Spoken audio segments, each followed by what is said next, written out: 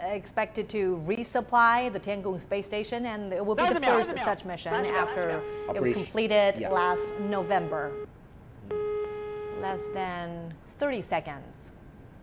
You can see all the rotational platforms have already been withdrawn and from the vehicle. Scientists there are really holding their breaths for the blast off. Now, 10 seconds countdown. 8、7、6、5、4、3、2、1、点火！ Ignition.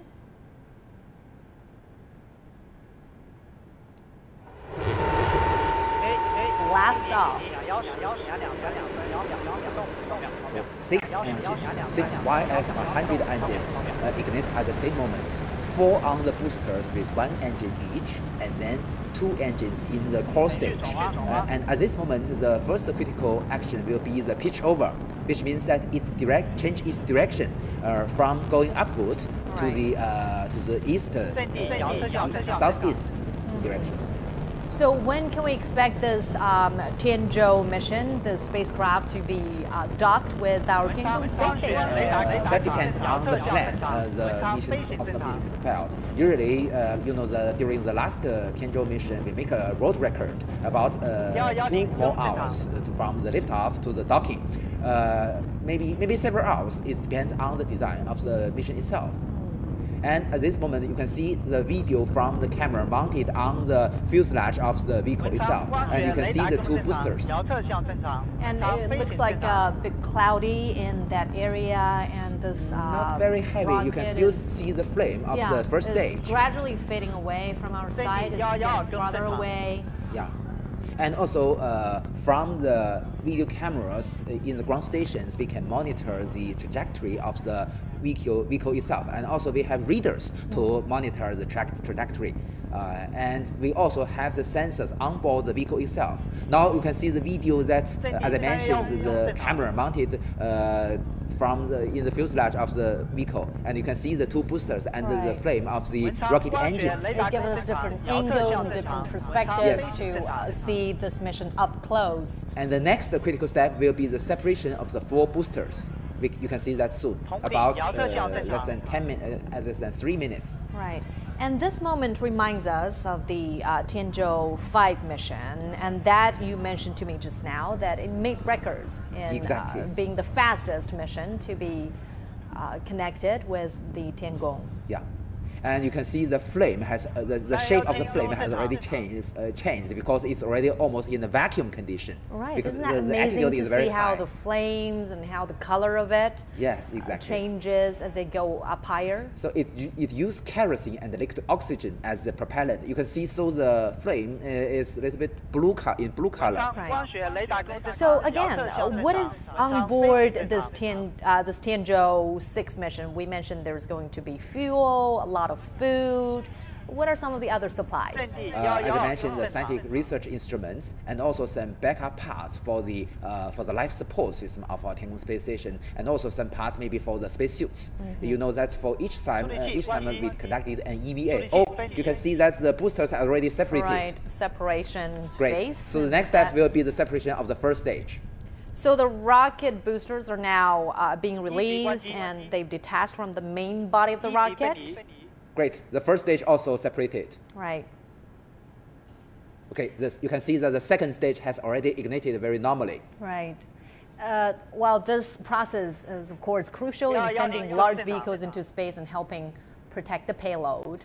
And the next, as you mentioned, the next step will be the jettisoning of the payload fairing, because it is already out of the atmosphere. Oh, this is a camera inside the payload fairing. Right. You can see the great. Now the fairing is separating. Jettisoned. And then there will come the first stage separation.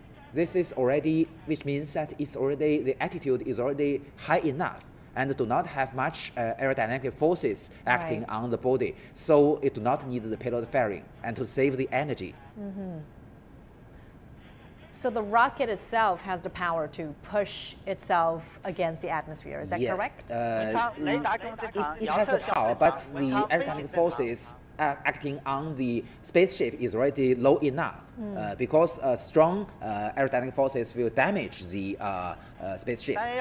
So as we watch very closely on this launch mission, the 3 taikonauts on board the Tiangong space station, they are also anticipating new supplies because we understand that this mission will resupply them with the final weeks of their mission on board the Tiangong space station. Probably they've been up there for 5 months already. Usually for any astronauts, either the ISS or China's Tiangong space station, the visiting of the cargo ship will be the happiest time for them because fresh food arrived. You've got parcel. And also gifts from family members. Oh, they have that on board they do as have, well? Exactly. And also, you know, that probably our Shenzhou 15 crew are also watching the live coverage. Probably. They have access to CGTN or some other? Actually speaking, the flight center.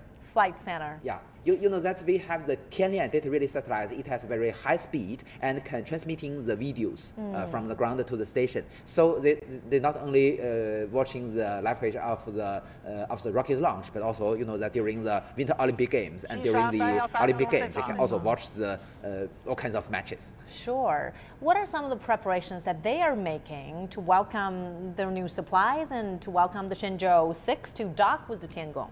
It's really complex. You see that for the docking, even the docking technology is already very practical, but still a very risky operation. So the attitude, the orbit of the Tiangong space station must in the right position.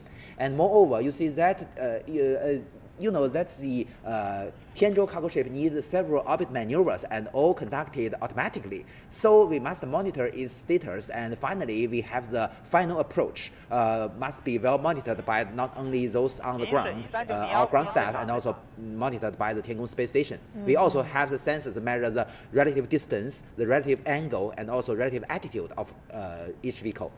As we speak now, Professor, help us understand where this rocket is. What's the altitude at this moment? This moment is flying above the Pacific Ocean. Actually speaking, maybe to the east of the Philippines, I believe. And at this moment, it's already, you know, that several minutes already passed. It's already high enough, already much higher than 100 kilometers. So I believe it's already near to close its 2 fixed engines. You see there are 4 engines on the second stage. You can see 2 of them from the left screen, from the camera. And 2 fixed engines will be shut down first, and then the other 2 vernier engines. Yeah. Well, if you've just joined us, this is our special coverage, live coverage of the launch of China's latest Tianzhou 6 mission. This is a cargo spacecraft. It will resupply astronauts with their fuel, food, and everyday necessities on board the Tiangong space station. And this is the first such mission to take place since China's Tiangong space station was completed last November. As I mentioned, on the second stage, we have 4 rocket engines called YF-115. Each has a thrust about 18 tons, and the 2 of them on the opposite direction will be shut down first to decrease the thrust. And with a smaller thrust, the accuracy will increase. So that is the reason we use this operation. And then the 2 vernier engines will finally adjust its trajectory to make it accurate enough. One highlight of this mission is the increased payload. Yeah. We mentioned there's a 20% increase, but where does that increase come from? For example, is the spacecraft itself larger than its predecessor, or how do you allocate space? As Chen Ying has already mentioned, the total mass is still 13.5 tons, metric tons. So the total mass has not changed. The increase of the payload comes from the decrease of the platform itself. Because it's become more and more practical, we can remain less resources to the platform itself. So more resources will remain for the payload. So that is the reason why we can have this the highest ratio or the highest proportion of payload, effective payload among all cargo ships of human being. Okay. What does this increased payload mean for China's future missions? For example, will that mean less frequency in the launch of cargo spacecraft? Exactly. And also there are other options to have more scientific research experiments. So both are very possible, and also it can reduce the cost. And of course, our taikonauts will be better off there when they carry out their missions. Yeah, as you mentioned, maybe more fresh fruit. There were some reports about the possibility of sending a big refrigerator up there to the Tiangong space station to make sure that our taikonauts there have, okay, you can see that the fixed engines are already shut down. Right. Yeah. So next will be the shutdown of the vernier engines. This is the first stage separation? No. It's still the second stage. Okay. As I mentioned, there are 4 engines on board the second stage. 2 will be shut down. Already shut down the first 2 engines, and then the other 2 engines. Okay. The vernier engine also. So the next step will be separation. Great. Separation. You can see the video from the second stage, the separation of the cargo ship itself. So now we can see the Long March 7Y7 rocket is detaching from the Tianzhou 6 capsule, and we've been hearing applause from the control center. And from this video, you can see that the attitude control engines on the Tianzhou cargo ship is already working. So is the Tianzhou 6 approaching its way into orbit? It's already in orbit. It's in orbit, and it's doing that all on its own. Exactly. And the next critical step for Tianzhou 6 is to unfolding of its solar panels. Yep.